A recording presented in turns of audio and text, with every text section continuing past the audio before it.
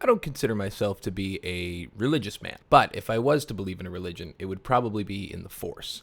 I've been a Star Wars fan since I was like 8 years old, and I accidentally stumbled upon my dad's box set collection of the original 3. The first time that I watched A New Hope was I woke up at 4 because I had strep throat. This is fucking, they can just move stuff with their mind, and they have laser swords? And then I ended up watching the whole box set, and by the time I was all done, I felt good enough to go to school.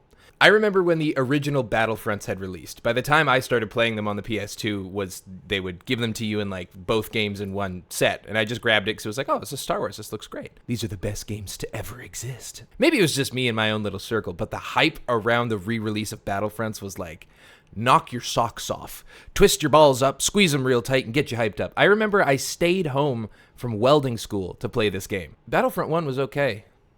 Then we got Battlefront 2, plagued by microtransactions. I'll say it's probably been a little bit fixed now, but it took a long time. And then we got Squadrons, and then we got some other Lego entries, and then just some other just crap compared to what it used to be. They're not bad games, like, don't get me wrong, they're playable, they're fun, but they're just, I don't know, there's just something missing for me. It's like they took the cream cheese out of the bagel. You still get the bagel, which is the main part, but there's no cream cheese anymore. Like, the original Lego Star Wars games shaped my generation.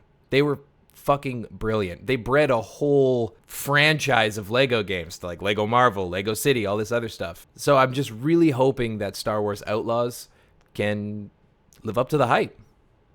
Anyways. Each of you represents some of the most powerful criminal organizations in the galaxy. Pikes, Crimson Dawn, Hutts.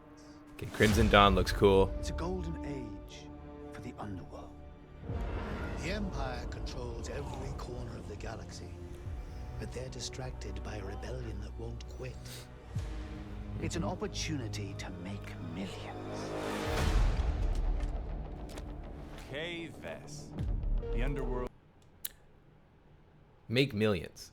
In the Star Wars world, I don't think millions are a lot, but I digress. World's favorite new scoundrel. We meet at last. Very Han Solo. What do you want? Zarek Besh. They're new, rich, and lethal. You crossed their boss Slero, and now he wants you gone. Rob his fortune, buy your freedom. This job, it's a death wish. Was that?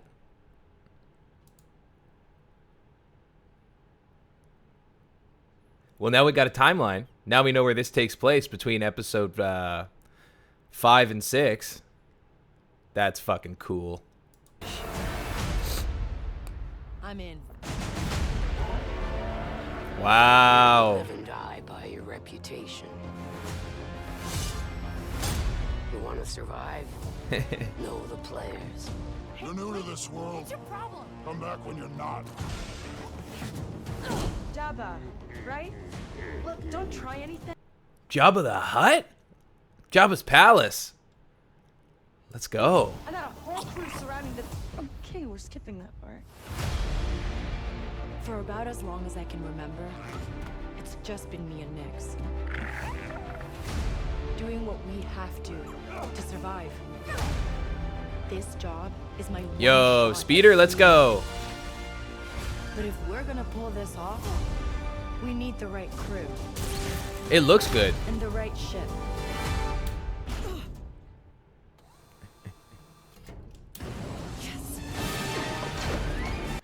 There's a lot of like visual reference to Han Solo, which I'm liking. Hang on. That was very much leaving Hoth. Because you were one of the best hunters in the Outer Rim. She's more connected than you let on, Slero. Bess is mixed up in something bigger. The Outer Rim is a dangerous place. Everyone is fighting for their piece of the galaxy. Nice.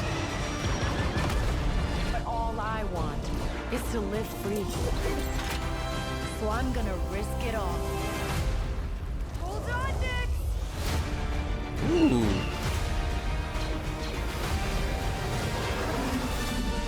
Star Wars Outlaws. My first impressions are it looks good. The thing that worries me a lot is we didn't really see any gameplay. And that's always like a red flag, is when they give you a story release trailer or something like that, but there's not really any gameplay in it, so you don't actually know how it's going to play. I think there's a lot of potential. If they're kind of like, to me, it seems like they're letting on that it's going to be very open world RPG kind of, I almost want to say Fallout-esque. It seems like there's a lot of different sort of factions you can work with and a different paths you can take to get to the end there. I don't know. It looks good.